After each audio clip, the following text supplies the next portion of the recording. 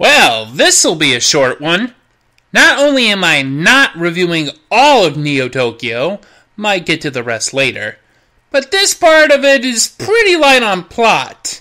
Hey, I said this was a Kawajiri theme month, not a Rintaro or Katsuhiro Otomo theme month.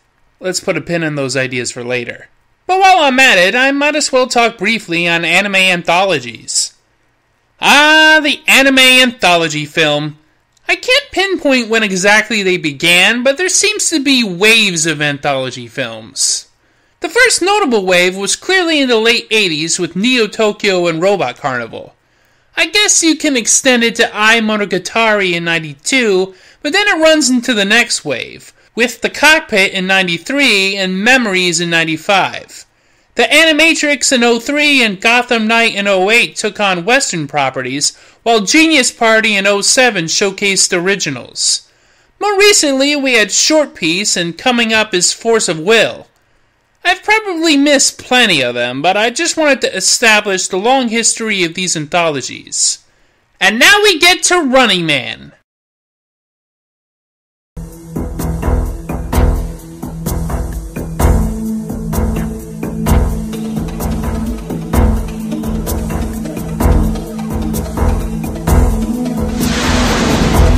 Oh, sorry, wrong one. But hey, that is my favorite Schwarzenegger film. Like, by far.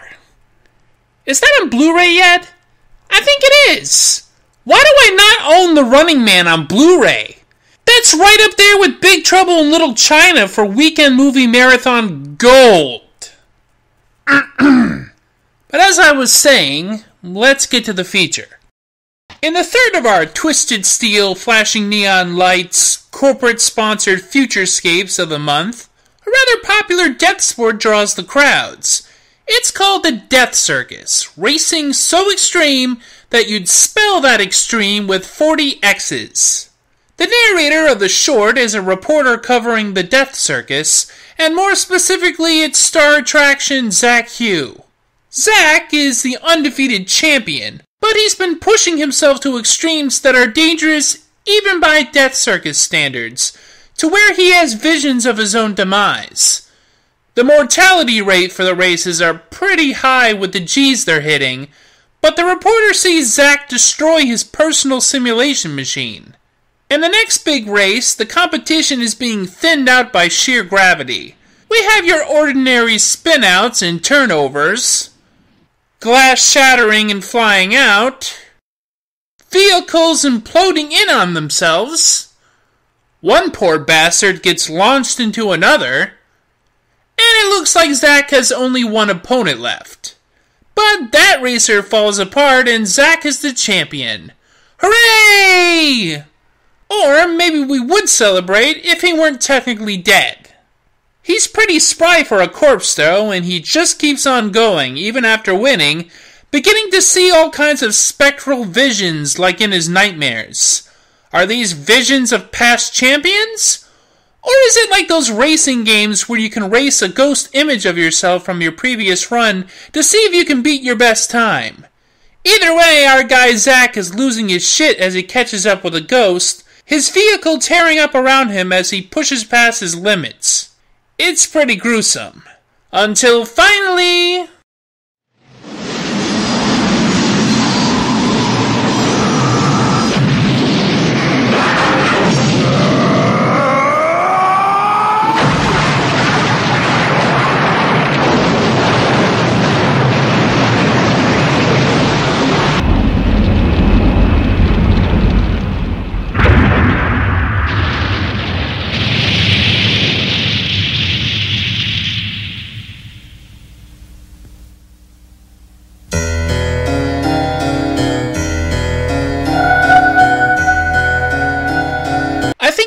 Cake sang a song about this guy.